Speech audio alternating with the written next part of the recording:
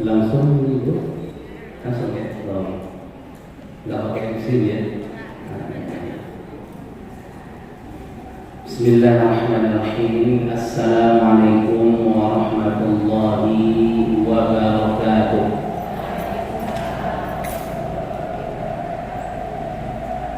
Innal hamdalillah nahmaduhu wa nasta'inuhu wa nastaghfiruh wa na'udzu billahi min shururi anfusina wa min sayyiati a'malina may yahdihillahu fala mudilla lahu wa may yudlil fala hadiya lahu.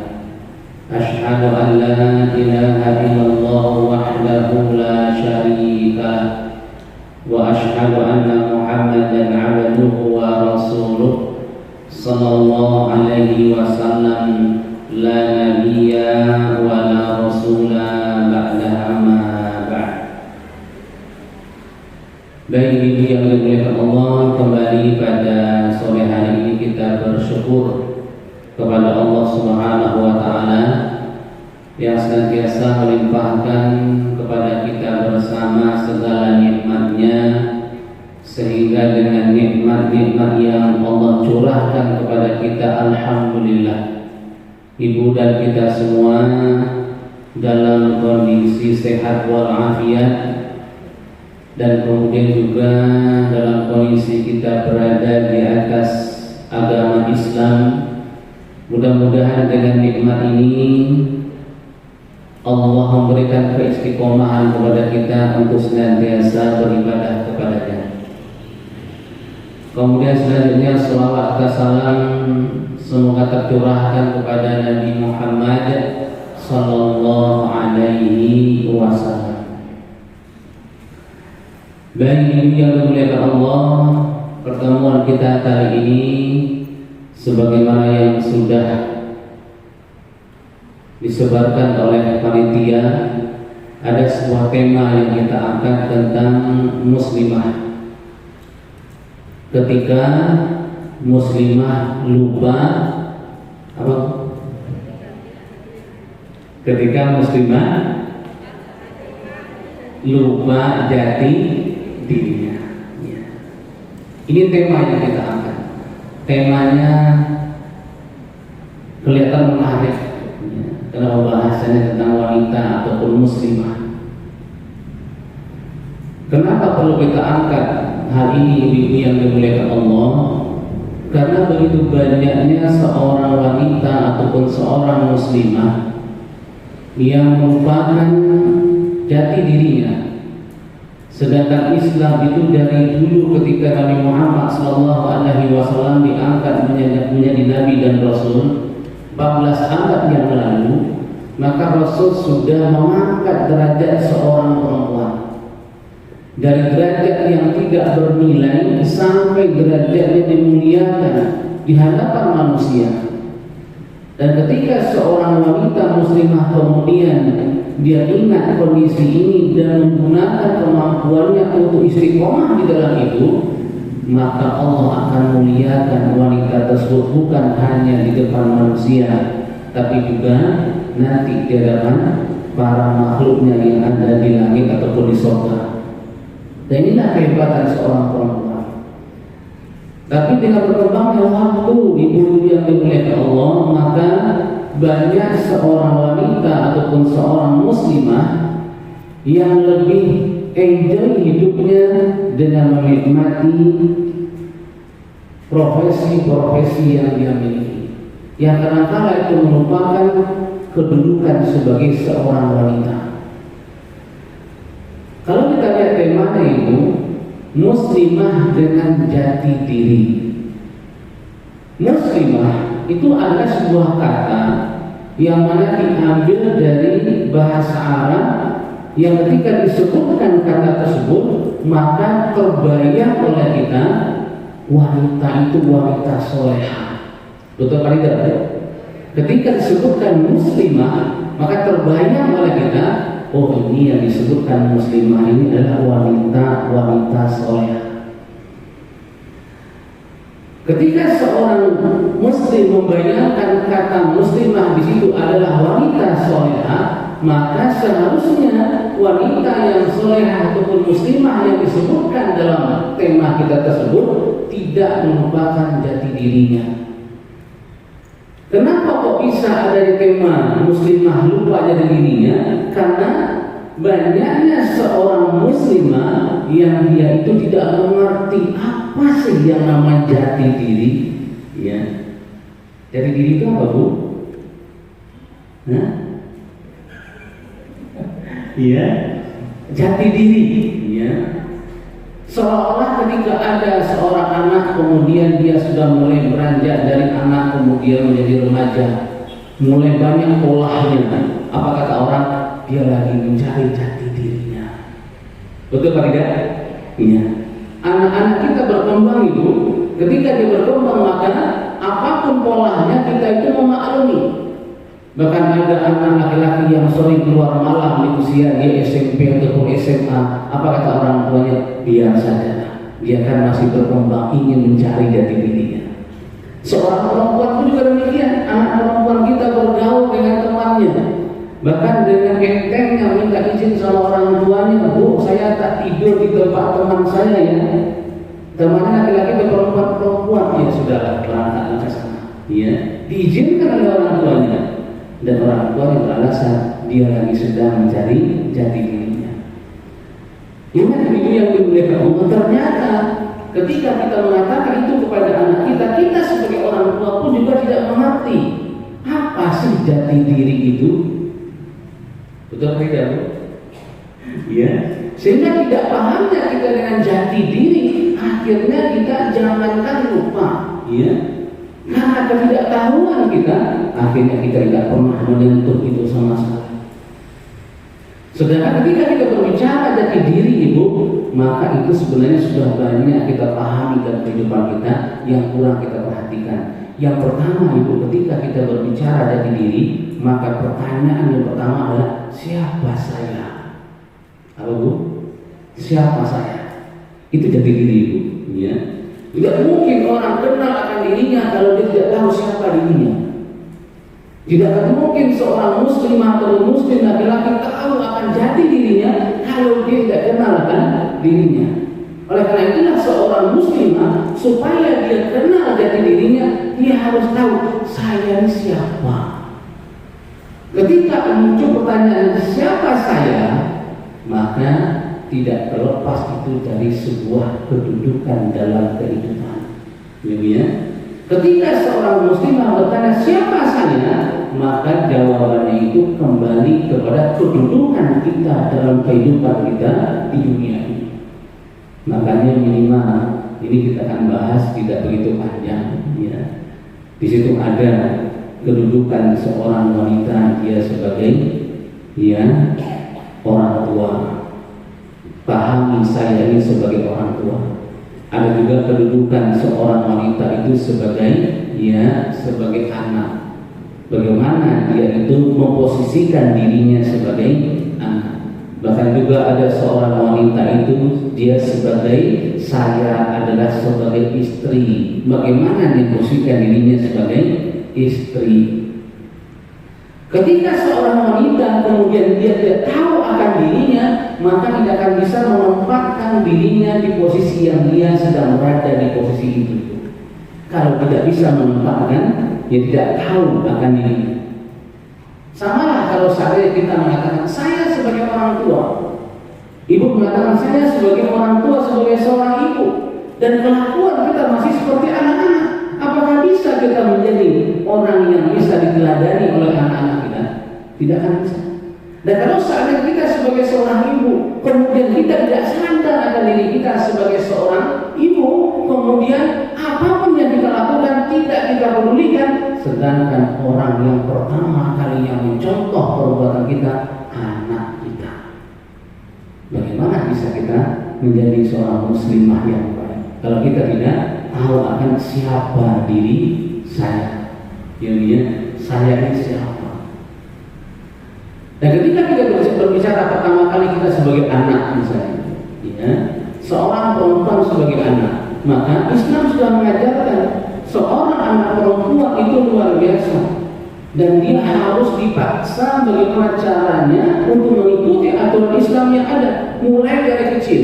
Betapa hebatnya seorang ibunya tidak menggunakan jilbab anaknya dari kecil, umur 1 tahun sudah pakai jilbab. Ya, karena orang tuanya sadar saya ini sebagai ibu, saya pengen anak saya itu, ya, menutup auratnya dari umur 1 tahun itu kemana-mana sudah pakai jilbab.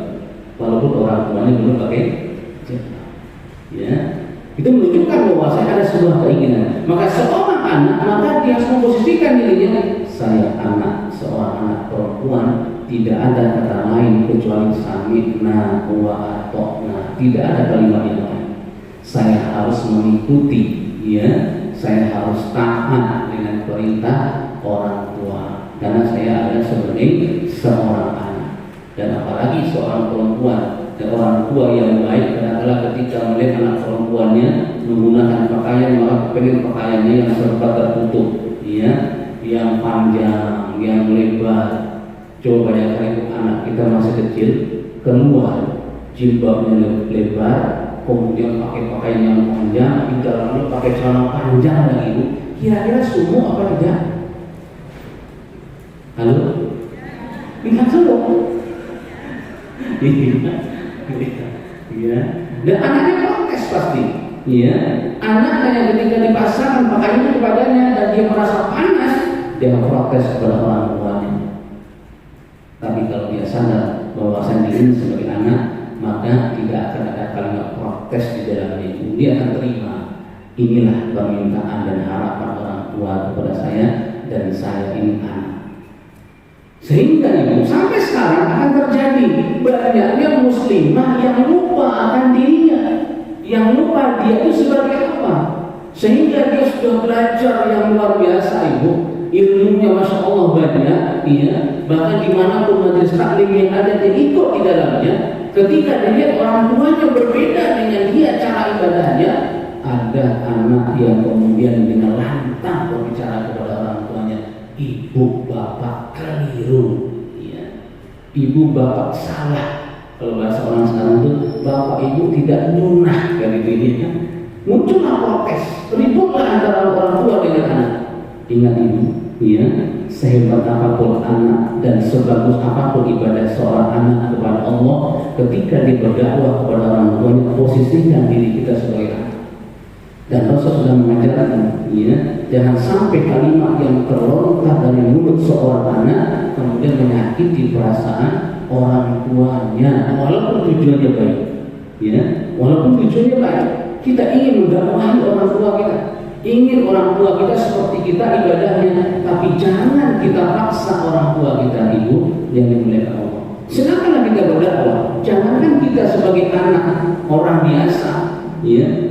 Nabi Muhammad SAW sebagai seorang nabi, amannya saja tidak mampu dia paksa untuk masuk ke agama Islam. Kurang hebat apa Nabi Muhammad itu? Kurang ilmu apa Rasulullah? Ya? Apakah Al-Quran tidak hafal oleh Rasulullah? Hafal, ya? Apakah tidak paham dengan dakwah? Sangat paham, tapi amannya tidak bisa didakwahi dan beliau tidak memaksa. Dan betapa banyak seorang anak perempuan sekarang ini karena luar biasa sunnah, bahasa orang sekarang ya, sudah ibadahnya bagus, ibadahnya bagus, rutinitas ibadahnya bagus, tapi ketika mendakwahi orang tuanya, mendakwahi keluarganya, belum bisa dengan cara yang baik, ya. Dan ini banyak, bahkan tidak sedikit kita mendengarkan ada orang tua yang ribut dengan anaknya hanya masalah jilbab, ya, hanya masalah jilbab. Anaknya pengen ibunya jilbabnya gede, lebar sampai ke bawah, gitu ya. Tapi ibunya belum siap, ya, dan maka ibunya mungkin belum pede dengan itu. Maka kadang-kadang crash di antara mereka. Bahkan ada seorang anak yang tega, ya, memaksa suaminya memukul orang tuanya karena sedikit berbeda.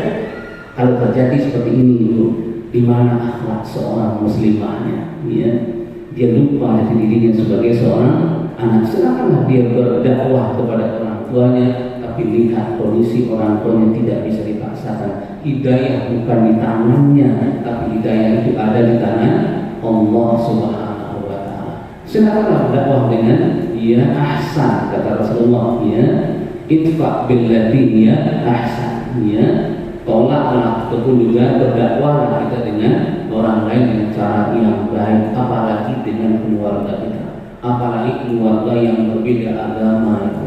Hubungan keluarga walaupun berbeda agama, hubungan saling menghormati dan taat kepada orang tua tidak terputus dengan berbedanya sebuah akidah.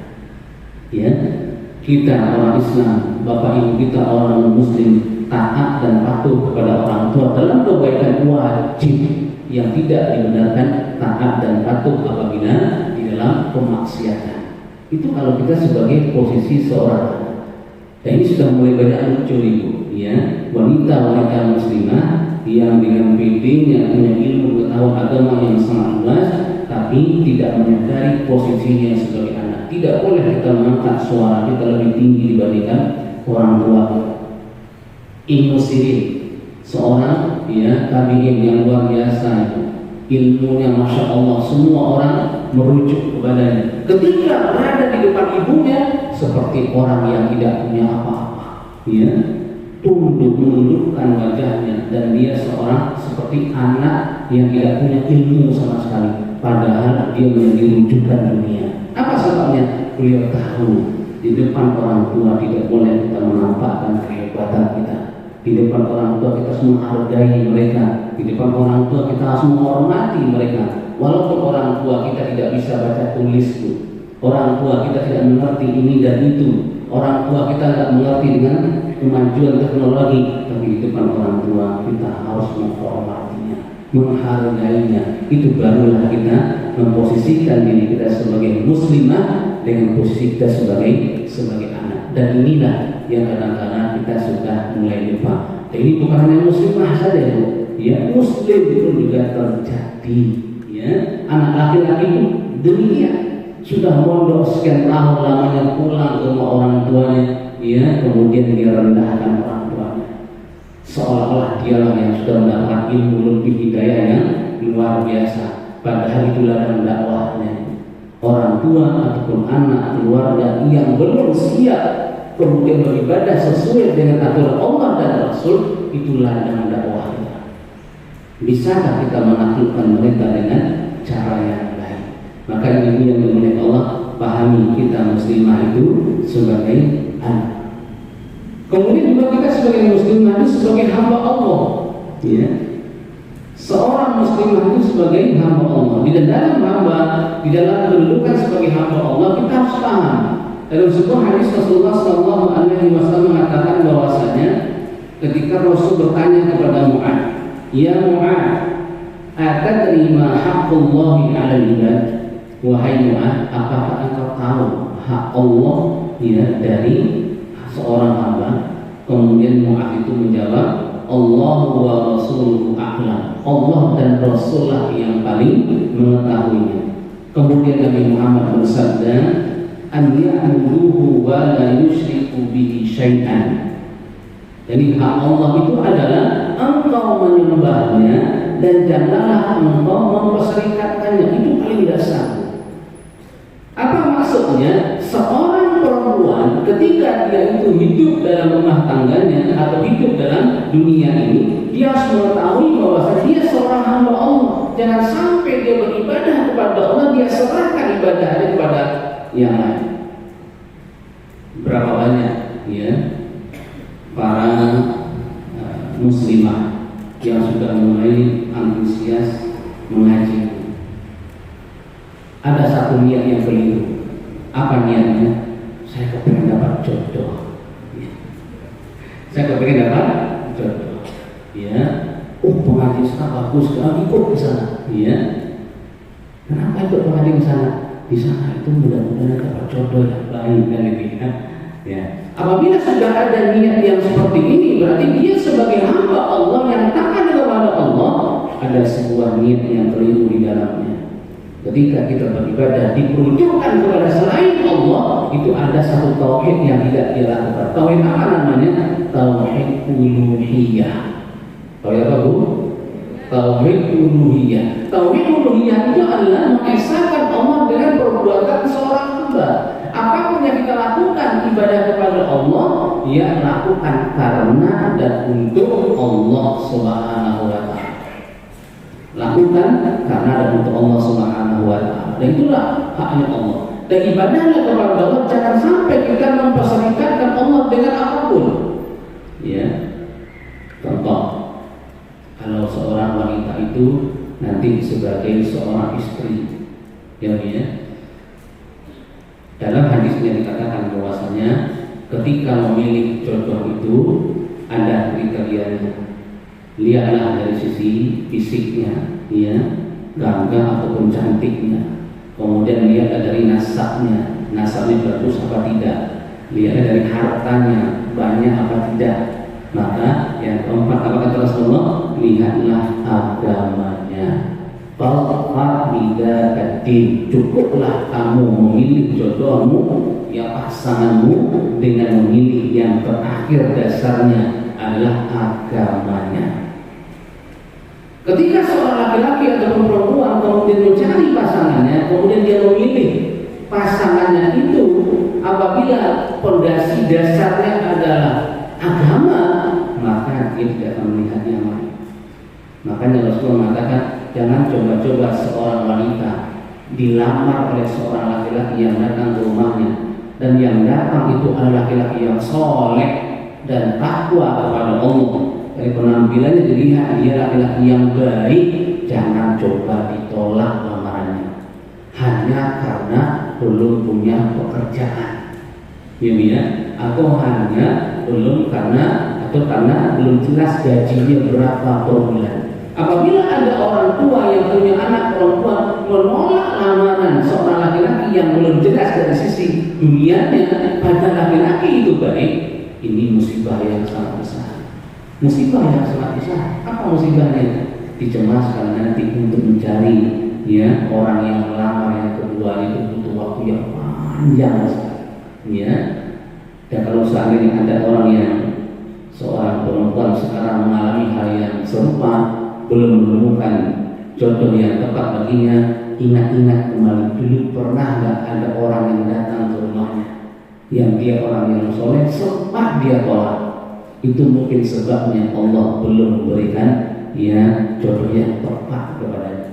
Makanya seorang perempuan itu, ibu, ya, tidak perlu berpikir macam-macam. Apa sebabnya? Yang pertama kata Rasulullah, harus mantapkan keyakinannya, sembahlah Allah, jangan memperserikatkan Allah dengan apapun, termasuk di dalam rezeki dan nikmat. Rezeki kita itu tidak ada pada suami, Allah lah yang memberikan kepada kita. Betul atau tidak? Ya, siapa yang meyakini rezeki istri ada pada suami, musyrik keliru, ya, karena dia seolah-olah meyakini suamilah yang memberikan rezeki pada dia. Berapa banyak orang yang tidak punya suami masih ada rezekinya, ya?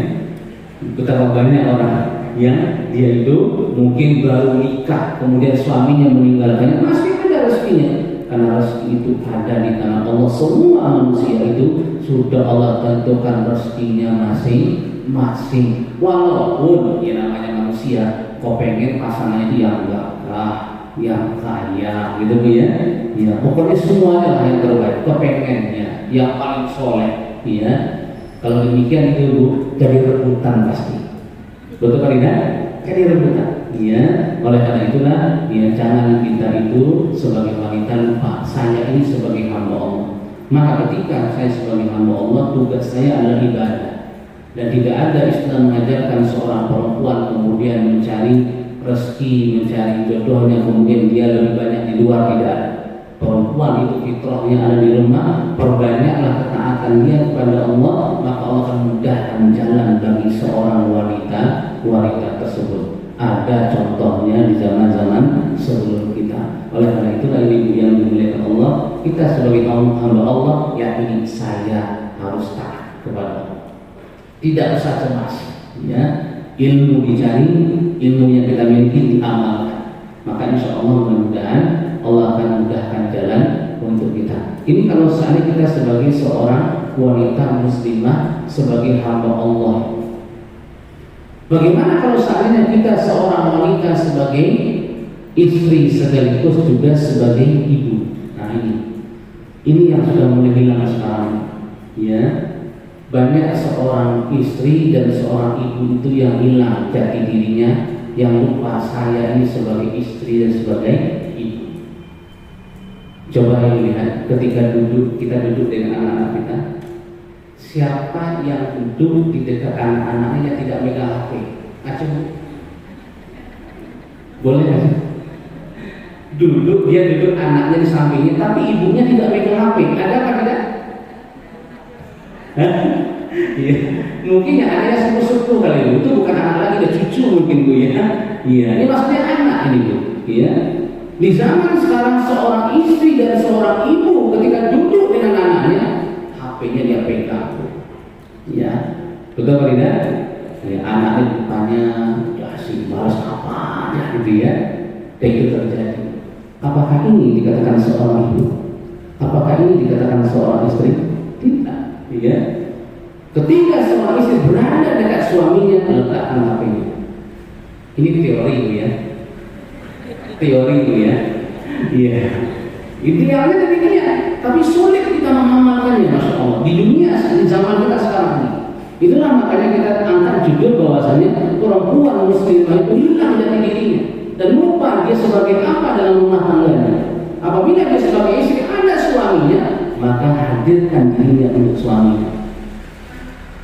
Kan kadang-kadang istri juga membela, Ustaz, suami itu juga sama. Dekat saya main HP kan gitu ya. Nah, inilah yang disebut dengan harus adanya sebuah pengertian di antara kita. Ya, jangan sampai kita duduk bersama kemudian pasangan kita tidak tahu dengan keberadaan kita. Asik sendiri, ya. Nah, apabila dia sebagai seorang ibu ini tanggung jawab luar biasa. Ingat, ibu itu madrasatul ula. Apa Bu? Iya, madrasatul ula, tempat mendidik anak pertama kali. Bagaimana anak itu bisa menjadi baik kalau seandainya ibunya asik dengan dunianya sendiri? Bagaimana seorang ibu kemudian bisa memberikan pendidikan yang baik kepada anaknya kalau seorang ibu itu dia sibuk dengan orang-orang yang jauh dari dirinya? Dan ketika seorang anak yang dia miliki kemudian tidak punya pendidikan yang baik itu, tidak punya akhlak yang baik, orang yang pertama kali yang patut disalahkan ibu. Siapa Bu? Ya. Itu pertama kali. Kok anaknya tidak berakhlak yang baik, maka yang dilihat pertama kali dia adalah ibunya. Seperti apa ibunya? Ya. Apabila ibunya tidak baik, wajar anaknya seperti itu. Ya. Makanya ibu itu kan biasanya kan ada yang cerewet, ya. Ya. Omongnya banyak, ya. Berbicaranya banyak. Ada kala ada kesempatan seorang ibu itu dibutuhkan berbicara banyak, ya. Karena kalau seandainya ada ibu kemudian mendidik anaknya atau ada anak di sampingnya dan jarang berbicara, insya Allah anaknya nanti lambat untuk berbicara, lambat ngomong maksudnya, ya. Tapi kalau ibu yang cerewet ngomong terus gitu ya, iya, umur 1 tahun anaknya udah fasih ngomong, ya, ada gurunya, ya. Oleh karena itu yang ibu yang dimuliakan Allah, ibu ini Masya Allah. Dan kita sekarang ini seorang muslimah lupa ada di diri itu. Pantas Rasulullah SAW mengangkat derajat ibu itu Masya Allah, ya. Ibumu 3 kali lebih tinggi. Itu tidaklah dilakukan adalah karena ketika ibu itu sadar akan kedudukan sebagai seorang ibu dan dia melakukan tugasnya, generasi setelahnya menjadi generasi yang baik, generasi yang luar biasa, ya. Kita punya anak sekarang ini Bu, sudah, kalau sekarang kan anak kita mungkin sudah SD, SMP, SMA, ya, atau bahkan sudah kuliah, ya, bahkan sudah berkeluarga. Ketika kita melihat karakter anak kita itu, jangan salahkan anak kita terlebih dahulu. Lihatlah diri kita. Bagaimana saya mendidiknya dulu ketika dia masih kecil, ya. Lihatlah, ingat kembali bagaimana kita memberikan pendidikan kepada anak kita di waktu dia kecil. Apabila kita kok kemudian jarang memberikan pendidikan kepada anak kita di waktu kecil, kemudian nanti di waktu dewasa kita kurang dihargai ibu, itu hal yang wajar. Karena kita tidak memberikan sumbangsih apapun kepada anak kita.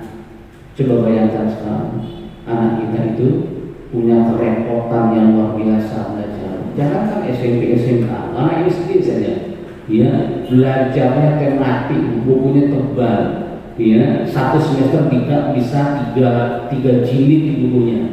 Kalau sekolah itu mungkin tasnya harus tas yang mahal dan kuat. Kalau tidak sobek saking banyaknya, ya. Apakah ada peran orang tua di situ? Tidak begitu banyak. Tidak begitu banyak peran orang tua. Siapa yang berperan di sana? Gurunya, guru privatnya, ataupun juga orang lain. Dan kadang-kadang mohon maaf, guru yang mengajarkannya, guru privatnya mungkin hanya mengajarkan sebuah keilmuan, tapi tidak mengajarkan tentang akhlak yang mulia kepadanya. Oh, ibulah yang mengajarkannya. Nah, kalau kamu duduk makan itu jangan jegang. Itu siapa yang mengajarkan? Ibu seharusnya. Nah, kalau mau makan jangan bersuara makannya. Siapa yang mengajarkan demikian? Ibu. Iya. Kalau ngambil sesuatu tangan kanan. Iya. Kalau kaki langsung misalnya diukur misalnya tangannya supaya dia ngerti. Itu adalah pengajaran pertama dari seorang ibu. Bagaimana ibu bisa mengajarkan itu kalau seandainya sekarang ibu asik dengan ya, makan, ayo ambil makan sendiri masing-masing, ya makan, dan dia makan sudah ditinggal, ibunya kembali ke HP-nya, kan begitu. Inilah ibu yang dimuliakan Allah. Kesedihan kita, seorang ibu, seorang wanita muslimah lupa akan jati dirinya sebagai istri dan juga sebagai seorang ibu, sehingga banyak tugas-tugas yang harus dilakukannya sebagai seorang wanita yang mulia, maka diangkat derajatnya dengan ya profesi itu, kemudian dia lupa. Makanya kami sering menyampaikan di pengajian, profesi seorang wanita sebagai ibu rumah tangga itu masya Allah, itu derajat yang paling mulia. Betul tidak Bu?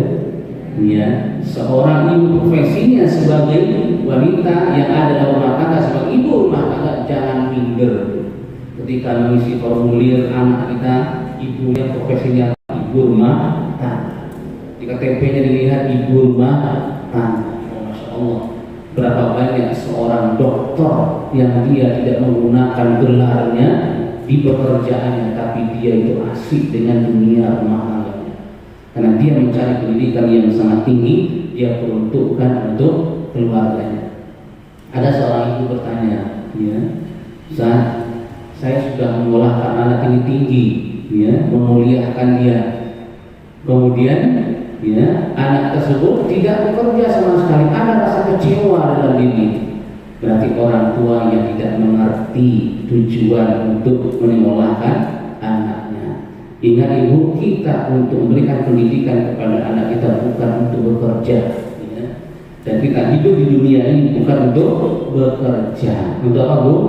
Untuk ibadah. Oleh karena itulah apapun yang kita lakukan di dunia ini untuk pendidikan anak kita, dari awal sampai dan kepada anak kita, kamu sekolahkan bukan untuk kerja, kamu sekolahkan untuk belajar bagaimana menjadi seorang muslimah yang salehah, yang memiliki akhlak yang baik.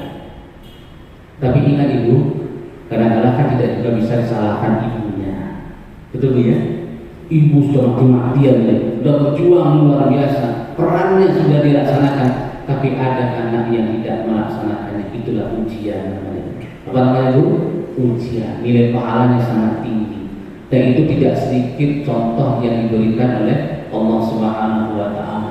Jangankan kita manusia biasa, Nabi Nuh alaihissalam saja Bu, anaknya malu apa tidak?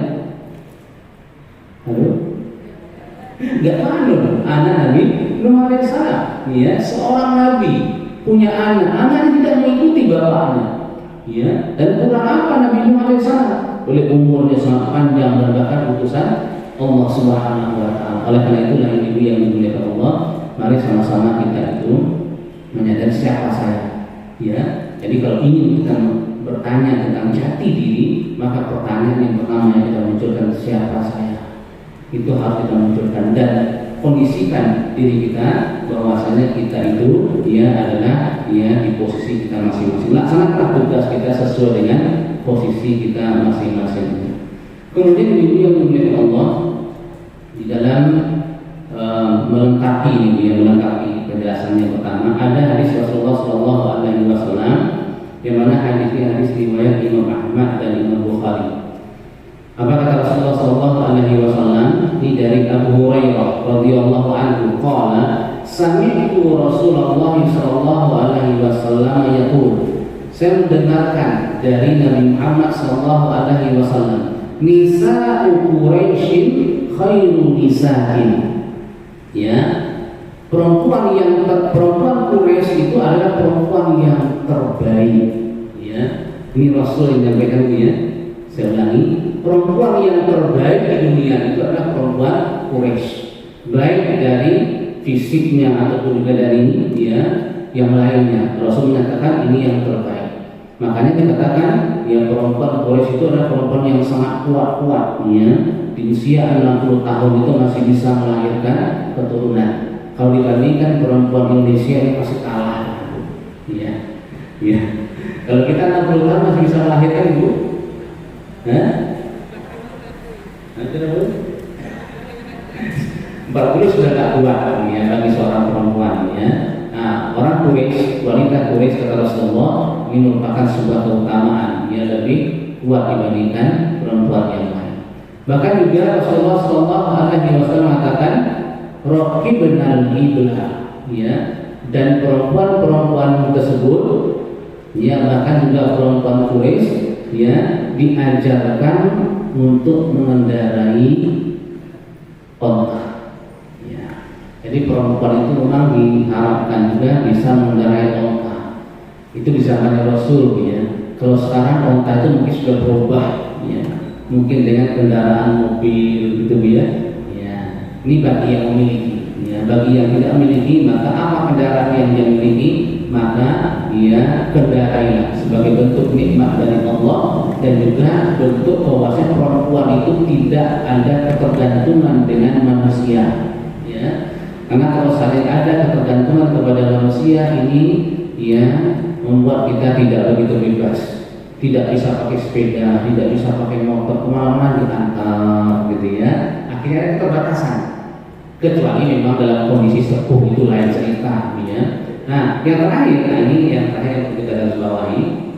Apa kata Rasulullah Shallallahu Alaihi Wasallam? Ya, akhnahu ala tiflin wa ar'ahu ala zawjin fi dhati yadihi. Wanita Quraisy yang terbaik itu adalah wanita yang besar kasih sayangnya kepada anak kecil dan pandai mengurus harta suaminya.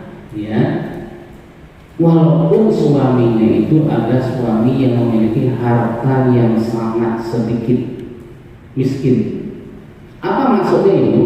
Di sini Rasulullah memberikan sebuah kaidah di bawah. Salah satu fitrah atau salah satu jati diri seorang wanita adalah ketika dia sebagai ibu dan juga sebagai istri, maka Rasul mengajarkan adanya kasih sayang yang sangat tinggi kepada anaknya, dan juga ada sebuah kemampuan untuk mengatur keuangan suaminya yang memiliki harta yang sangat sedikit. Sehingga wanita tersebut apapun kondisinya, maka dia harus memposisikan dirinya untuk qanaah. Apa Bu? Untuk qanaah, ridha dan ikhlas rela menerima apapun yang sudah Allah berikan melalui suaminya, maka dia terima. Walaupun mungkin ketika dia menikah, suaminya kemudian menampakkan harta yang dia miliki, setelah dia menikah ternyata Allah berkehendak lain, mengalami keburukan, jatuh miskin dan seterusnya, maka istri itu harus mengatur ya harta suaminya, walaupun suaminya itu sangat tidak memiliki kemampuan atau termasuk kategori miskin. Tidak ada keinginan untuk berpisah dengan suaminya, karena ada sebagian wanita yang tidak kuat ya, bahkan wanita-wanita yang tidak kuat mengatakan, saya kan punya hak, saya menikah dengan laki-laki, hak saya dipenuhi segala kebutuhan saya. Betul atau tidak, Bu? Ya, bahkan ada yang mengatakan ketika kebutuhan saya tidak terpenuhi, kebutuhan yang vital maksudnya, maka kan saya berhak untuk menggugat cerai suami saya. Betul, ya. Ketika seorang istri tidak mendapatkan hak yang vital yang penting baginya, pakaian tidak diberikan, makan tidak dicukupi, gitu ya. Ya, apalagi suaminya mampu, itu boleh istrinya untuk minta diceraikan dari suaminya. Tapi ketika seorang istri menemukan suami yang seperti ini, sabar jauh lebih afdol dibandingkan minta berpisah. Ya, apalagi ketika menemukan suaminya tidak mampu, maka dia yang bersabar itu jauh lebih baik, bahkan dimuliakan oleh Allah dibandingkan dia minta terpisah dari suaminya. Jadi berat, itu adalah bagian dari bahwasanya jati diri seorang wanita. Makanya mencari surga seorang wanita itu sebenarnya tidak sesulit laki-laki, walaupun sabarnya harus lebih ekstra dibandingkan dia laki-laki. Karena perempuan lebih banyak menerima, perempuan lebih banyak di rumahnya, perempuan lebih banyak dia mengurusi rumah tangganya. Ini sedikit pelengkap apa penjelasannya sudah kita jelaskan di awal tadi tentang siapa saya. Kemudian kedua, dalam rangka kita mengenal jati diri, apa yang perlu kita kenal, yang perlu kita ketahui, yang perlu kita ketahui untuk mengenal jati diri kita adalah saya dari mana. Ya, saya dari mana. Ketika seorang wanita mengerti dari mana asalnya dan dari mana dia berasal, maka dia akan tahu akan dirinya tersebut, akan kenal jati diri. Karena seorang wanita itu paling senang, paling suka, ya, memamerkan apa yang dia miliki. Ya, ini mudah-mudahan salah, ya, mudah-mudahan salah apa yang sampaikan. Betul apa salah, Bu? Mayoritas, bukan semuanya, kebanyakan seorang perempuan lebih senang untuk memamerkan apa yang dia miliki. Orang nggak tanya sama sekali, dia ceritakan, ya, anaknya lulus kuliah, Bu. Orang nggak tanya, tapi saking senangnya cerita. Betul apa tidak? Itu wanita, ya. Orang nggak tanya sama sekali, tapi statusnya bolak-balik ganti terus tentang pribadinya, ya. Itulah wanita, ya. Apa maksudnya, Ibu? Jangan sampai kita seorang wanita, seorang muslimah kemudian menampakkan sesuatu keluar dari rumah tangga kita, dari diri kita, dan muncul sebuah kesombongan di dalamnya. Dan ingat bahwasanya kita berasal dari mana? Kita itu tidak punya apa-apa, Bu. Kita itu berasal dari tanah yang tidak perlu dibanggakan. Bahkan kita berasal dari sebuah cairan mani yang tidak bernilai sama sekali, dan semua orang tidak menyukainya. Itulah kita, tempat asal kita. Sehingga tidak patut kita menyombongkan diri kita, tidak patut kita membanggakan diri kita kepada orang lain. Sehingga Rasulullah SAW mengajarkan kepada seorang muslimah atau kepada wanita, hiasilah seorang wanita itu dengan akhlak yang mulia. Jangan dihiasi dengan segala macam pernak-pernik perhiasan yang ada. Apabila seorang wanita kemudian ingin dimuliakan dan diangkat derajatnya, dihiasi dengan perhiasan yang ada, ketika perhiasan itu hilang dari dirinya, dia tidak bernilai lagi sebagai seorang wanita. Betul atau tidak? Jadi kalau diri kita terangkat dan dimuliakan apabila kita dengan akhlak yang mulia, walaupun kita tidak punya apa-apa, tidak ada yang kita tampakkan kepada orang lain. Jangankan harta benda yang kita perlihatkan kepada orang lain, jangankan kita bercerita kepada orang lain, tidak sempat kita bercerita, dan bahkan juga tidak sempat kita berhias wajah kita. Tapi apabila dia dihiasi dan akhlak yang mulia, orang melihatnya sejuk hati. Orang bertemu dengannya, ya, rasanya bertemu dengan orang yang bisa membahagiakan diri orang tersebut. Apabila seorang wanita itu yang dia hiasi dengan akhlak yang mulia, itu kalau dengan orang lain. Apalagi kalau kita hidup dalam rumah tangga, ya, walaupun kita sering menyampaikan bahwasanya perempuan itu kalau bisa berdandan itu di rumah, gitu ya. Walaupun perempuan itu tidak berdandan di rumah, pakai daster terus gitu, ya, di rumahnya, akan terasa nikmat bagi suaminya ketika seorang istri itu punya akhlak yang sangat mulia, menghormati suaminya, berbicara tidak pernah mengangkat suara terhadap suami, setiap sesuatu mendahulukan suaminya, ya. Walaupun mungkin suaminya salah, dia bantah dengan cara yang baik yang tidak menyakiti perasaan suaminya. tidak menampakkan egonya, tidak menampakkan bahwasanya dia lebih pintar dibandingkan suaminya, maka itu akan terasa indah bagi suaminya. Dan inilah contohnya Khadijah radhiyallahu anha. Beliau menampakkan itu. Maka oleh karena itulah ibu yang dimuliakan Allah. Yang kedua, ingatlah dasar kita. Kita berasal dari mana? Ya, kita berasal dari tanah, dari sebuah cairan yang sangat tidak perlu kita banggakan diri kita kepada orang lain. Kalau ingin kita dihormati, dihargai orang lain, tidak perlu dengan cara membanggakan diri, tidak perlu dengan cara memamerkan semua yang kita miliki, tapi munculkanlah akhlak yang mulia, insya Allah orang akan memuliakan kita, orang akan menghormati kita, orang akan menghargai kita. Ketika seorang wanita sadar akan itu ibu, maka dia akan menjadi wanita yang tahu akan jati dirinya, akan lebih banyak menjaga dirinya. Ya, sekarang pertanyaan ibu, ya, dalam sebuah ayat dikatakan waqarna fi buyutikunna, ya, berdiamlah wahai para wanita engkau di rumahmu, kata Rasul. Ya, sekarang pertanyaannya, orang-orang yang berhias, orang-orang yang berdandan itu paling banyak ketika keluar atau ketika di rumah? Hah? Ketika di rumah. Ya, berarti ketika kita melihat kok saya sering dandan ya, misalnya ya, kok saya sering dandan, kok saya sering memoles tubuh saya, memoles wajah saya, berarti saya ini punya sebuah sifat sering keluar. Betul atau tidak? Ya, kalau orang yang dia tahu, silakan berdandan boleh dan sangat bagus. Tapi kalau dia tahu jati dirinya, dia berdandan tapi dia tidak keluar rumahnya, dandannya untuk keluarganya. Ketika dia keluar, maka dia seadanya.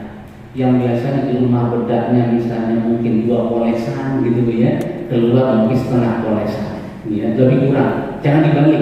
Ya, kalau dibalik kita sudah keliru. Di rumah itu mungkin hanya nggak dipoles-poles gitu ya, keluar polesnya berlipat-lipat. Berarti ada yang salah di dalam kita memahami jati diri kita. Maka ya apalagi kalau kita itu mohon maaf berada di lingkungan yang bukan mahram kita, lawan jenis kita, laki-laki yang bukan mahram kita. Maka ketika kita berada di tempat yang bukan mahram kita, jangan tampakkan apapun yang indah dalam diri kita. Ya. Kalau ditampakkan yang indah itu, maka ini menimbulkan fitnah yang sangat luar biasa.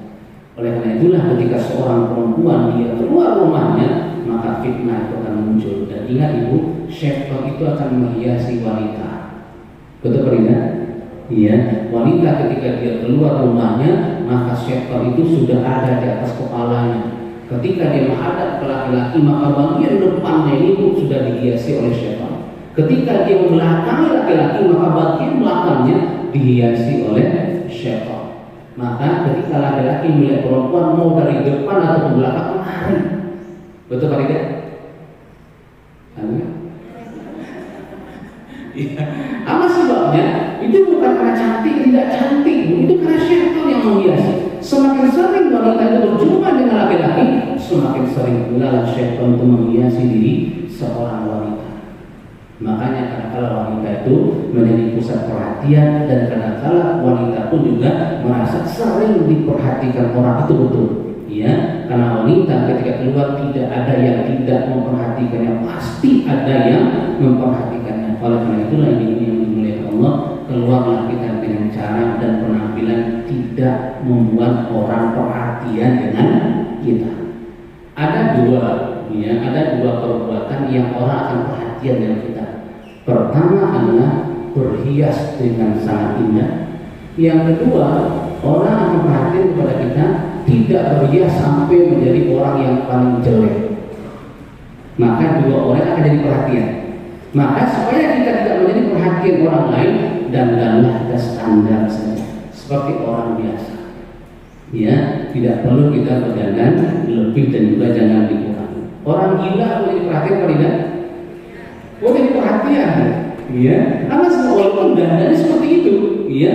Apa sebabnya? Karena paling jelek, ya. Orang yang paling indah, wanginya luar biasa, bajunya paling bagus, ya, penampilan paling bagus akan diperhatikan. Tapi ingat, selama yang keluar itu wanita, maka semuanya akan dihiasi oleh syaitan. Maka dandanlah keluar dan berpenampilan di luar dengan penampilan yang tidak mengundang perhatian orang lain. Satu lagi, apabila seorang wanita kemudian dia keluar rumahnya menggunakan wangi-wangian yang agak sedikit tercium aromanya dan melewati laki-laki, dan laki-laki itu mencium aroma wanita tersebut sampai dia menoleh dan diperhatikan wanita tersebut itu, maka wanita itu sudah sama dengan berzina. Apa bu? Sama dengan berzina. Tidak melakukan dengan dosa, hanya dengan parfum. Ya. Sekarang tanya nih, parfum wanita dengan parfum laki-laki yang tercium aromanya yang mana? Ya wanita. Makanya wanita itu parfumnya apa? Wanita parfumnya adalah parfum yang menghilangkan aroma yang tidak enak. Itulah parfumnya wanita. Sedangkan parfumnya laki-laki adalah yang tercium aromanya. Jangan dibalik. Ya, itu perbedaannya laki-laki dengan perempuan. Maka perempuan ketika menggunakan parfum, maka dia tanyakan parfumnya ini ada aroma yang menarik perhatian apa tidak? Oh ada, jangan dipakai. Kalau dipakai, ya setipis mungkin yang mungkin cepat hilang dan tidak terbawa aroma harumnya.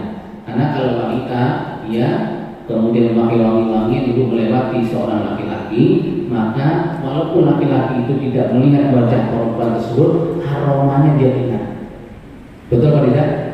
Kok kayak aroma perempuan kemarin ya? Nah, gitu ya. Padahal nggak pernah lihat. Ya, aroma saja. Nah, ini disebut dengan yang bahaya dari ya seorang wanita kalau tidak hati-hati ya, dan kemudian memberikan wangi-wangi di tubuhnya, dan ini bisa dihukumi sama dengan orang yang berzina. Yang kedua, ibu, yang dipahami terkait yang jadi diri itu, kita harus kembali saya berasal dari mana, supaya kita tahu bahwasanya kita nanti akan dikembalikan ke tempat kita berasal. Secantik apapun kita, yang seharum apapun kita dibandingkan yang lain, kita akan dikembalikan ya ke asal kita, yaitu tanah. Ya, dan itu kita harus paham. Oleh karena itulah, supaya kita tidak berdosa dengan penampilan kita, tidak berdosa dengan kulit kita, tidak berdosa dengan apa yang kita miliki sebagai seorang wanita, maka lebih baik kita ingat akan jati diri ini. Perempuan itu harus ditutup semuanya. Perempuan itu harus rapat menutupnya, jangan sampai terbuka bagian dari aurat perempuan tersebut. Walaupun ya secara umum para ulama sepakat aurat perempuan itu semuanya kecuali muka dan ya telapak tangannya dan juga punggung tangannya. Tapi apabila ya wajah dan punggung tangannya ataupun juga telapak tangannya menimbulkan fitnah juga kepada yang lain, maka dia lebih baik dia menutupnya. Sekarang alhamdulillah semuanya sudah pakai masker ya.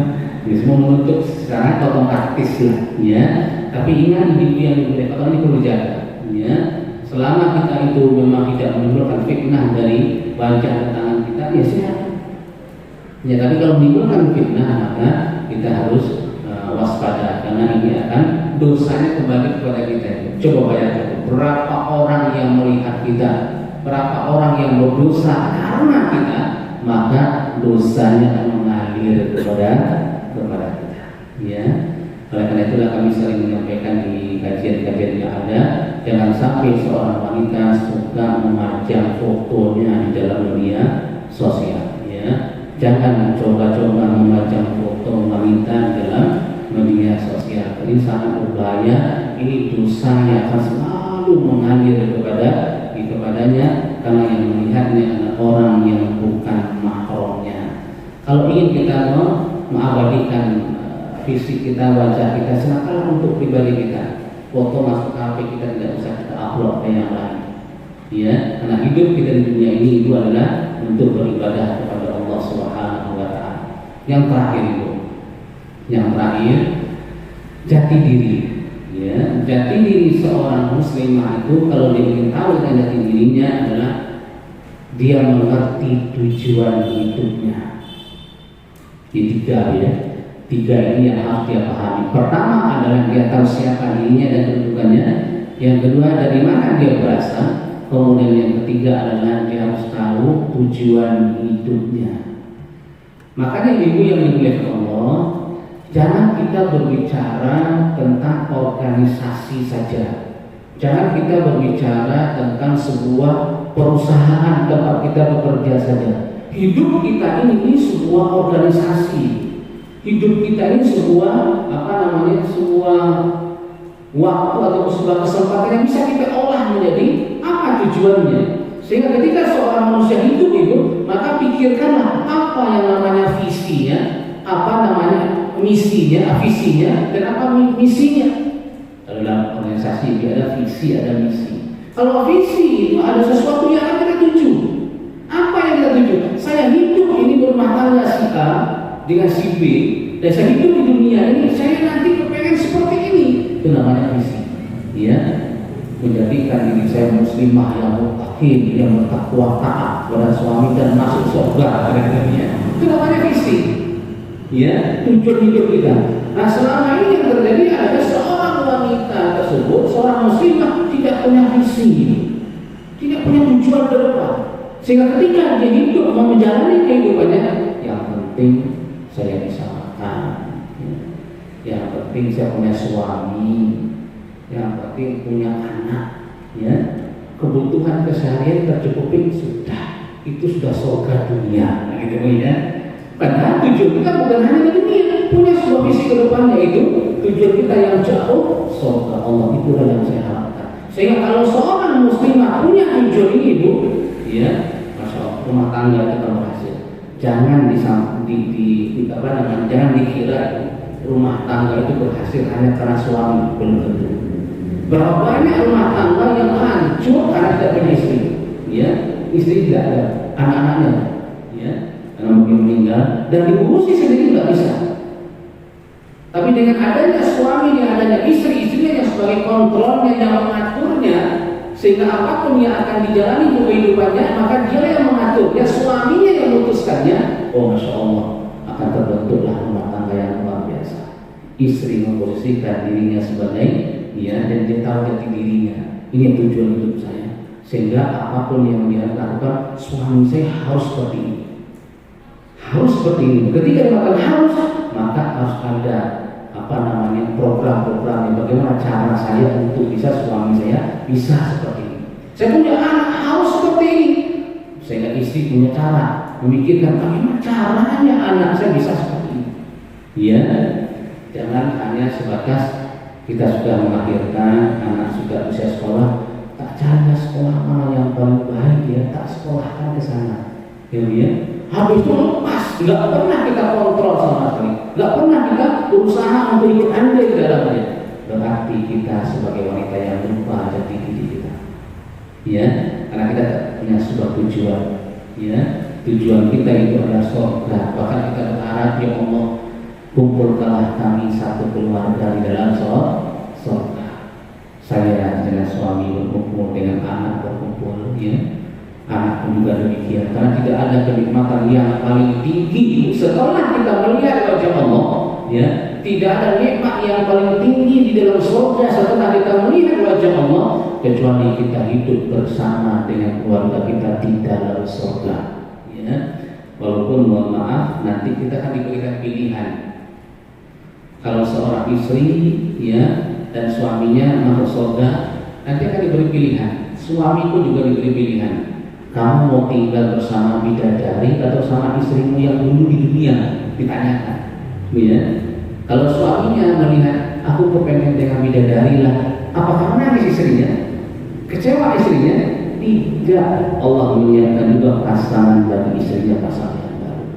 Walaupun Allah menyiapkan seorang bidadari bagi suaminya dan pasangan bagi istrinya, ibu, nikmat yang paling tinggi dibandingkan bidadari itu bagi suaminya adalah istrinya sendiri yang dia jadikan pasangan nanti di dalam surga. Dan istri yang dia miliki itu Allah jadikan secantik bidadari nantinya di dalam surga. Inilah kenikmatan yang sangat luar biasa itu. Itulah yang namanya tujuan hidup. Maka wanita muslimah kalau ingin tahu, ya supaya tidak lupa dari dirinya, pasanglah tujuan hidup kita. Pasanglah tujuan hidup kita. Jangan sampai kita lalai kemudian terbuai dari kehidupan dunia, kemudian ibadah kita kita berkurang, dan keluarga kita tidak bisa kita atur menjadi keluarga yang bisa mengarahkan hidup kita sampai ke dalam surga Allah Subhanahu wa Ta'ala. Ini sekilas sedikit itu terkait dengan ya ketika seorang muslimah lupa akan jati dirinya. Dan insya Allah di pertemuan berikutnya kita akan sampaikan apa efek-efek yang muncul ketika seorang wanita lupa akan jati dirinya. Nanti akan kita sampaikan beberapa poin di pertemuan yang akan datang. Sebelum kita akhiri, Ibu, ada waktu kita beberapa menit bagi Ibu yang ingin bertanya terkait dengan materi kita ataupun di luar materi kita dipersilakan. Kalau ada, monggo Bu.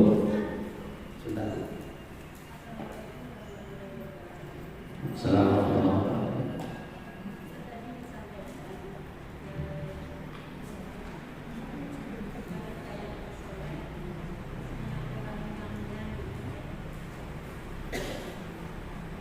Ya, dengar suaranya. Assalamualaikum warahmatullahi wabarakatuh. Tadi Ustaz sampaikan bahwa kalau kita melakukan wangian terus berdandan, nanti seandainya ada laki-laki yang menyampaikan seperti itu, mungkin Ustaz dulu, maksudnya waktu masih Pernah gitu ya? ya, waktu masih bekerja kita kan Seperti itu, melakukan ya. seperti itu. Dan itu bagaimana bisa? Iya. Terima kasih. Assalamualaikum warahmatullahi wabarakatuh. Yang pertama itu dosa itu ada dua sebab, ya.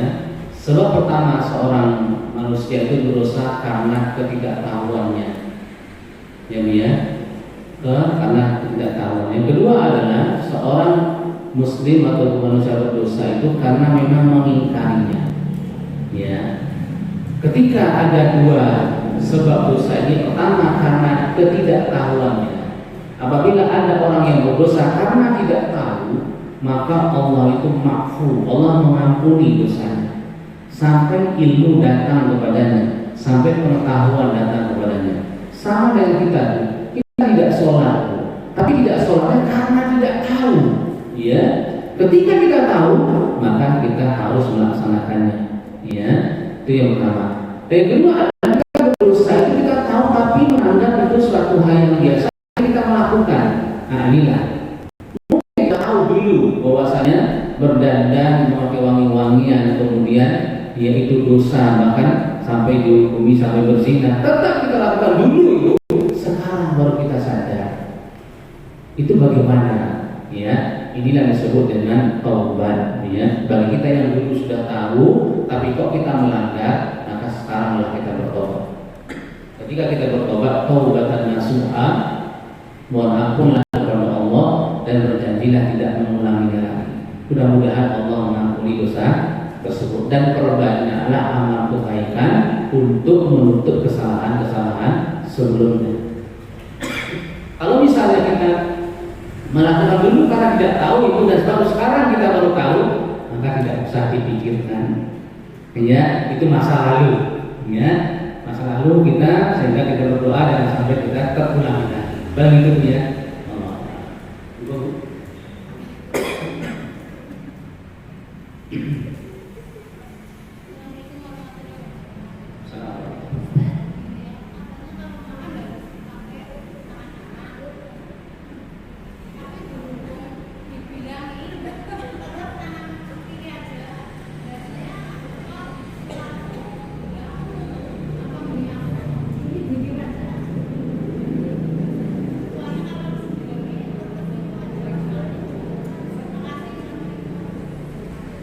Jadi makan dengan tangan kanan, gitu ya.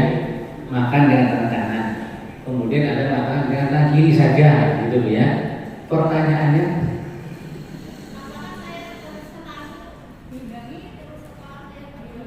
oh ya, baik. Apakah selalu dibilangin, gitu ya, kepada orang tersebut? Begini, Bu, ya. Pertama adalah sesuatu yang baik yang kita lakukan, kemudian ada orang yang kemudian memberikan petunjuk dengan salah, maka janganlah diikuti. Itu pertama. Yang kedua, sampaikan kepada mereka dengan cara yang baik, ya. tentunya kita yang paham, kita yang tahu bagaimana kapan dan bagaimana caranya kita yang mengerti, ya, karena kita yang tahu karakter orang yang memerintahkan kita, ya. Ataupun sebaliknya, kemudian kalau ada orang keluarga kita yang melakukan makan dengan tangan kiri, kemudian kita suruh dengan tangan kanan, tidak mau, terus lagi, ya, tidak juga berubah, ya. Ingat ibu, dakwah itu tidak boleh kita berputus asa. Selalu kita berikan nasihat-nasihat kepada orang tersebut. Selama itu orang lain, maka itu perlu dengan lemah lembut.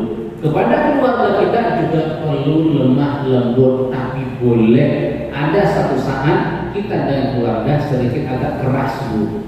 Ya, dan Rasul mengajarkan kepada kita bahwasanya ia diperbolehkan kita memukul ya saudara kita, keluarga kita ketika diperintahkan yang baik, kemudian dia tidak mau. Contoh sholat, ketika usia 7 tahun perintahkanlah anakmu untuk sholat, ajarkan. Ketika usia 10 tahun kemudian disampaikan, diperintahkan untuk sholat, kalau tidak mau maka pukullah, kata Rasulullah. Artinya adalah ada anak yang dengan ucapan bisa berubah, ada anak yang dengan ucapan nggak bisa berubah tapi agak sedikit dikeraskan, ya, mungkin agak dicewek kupingnya baru berubah, maka lakukan itu dalam rangka mendidik dan jangan sampai menyakiti, gitu Bu ya. Yang penting jangan berputus asa dan ditambah satu lagi tetap berdoa. Wallahu. Ada yang lain mungkin Bu? Tidak ada? Cukup Bu ya. Baik, mudah-mudahan ini sudah bermanfaat. Insyaallah kita lanjutkan di pertemuan yang berikutnya tentang efek-efek yang muncul, ya, dari lupanya seorang muslimah akan jati dirinya. Baik ibu yang dimuliakan Allah, kita berdoa dan memohon kepada Allah Subhanahu wa taala semoga semua kita diberikan keistiqomahan dan juga diberikan hidayah taufik sehingga kita bisa melakukan yang baik sesuai dengan Al-Quran dan Sunnah Nabi Muhammad sallallahu alaihi wasallam. Kita akhiri pertemuan kita ibu dengan baca doa kafaratul majlis. Subhanaka Allahumma wa bihamdika asyhadu an la ilaha illa anta astaghfiruka wa atubu ilaik. Assalamualaikum warahmatullahi wabarakatuh. Bentar Ibu, bentar Ibu ya. Assalamualaikum warahmatullahi wabarakatuh. Alhamdulillah pada sore hari ini kita telah mengikuti tausiah oleh Pak Yasri, itu mudah-mudahan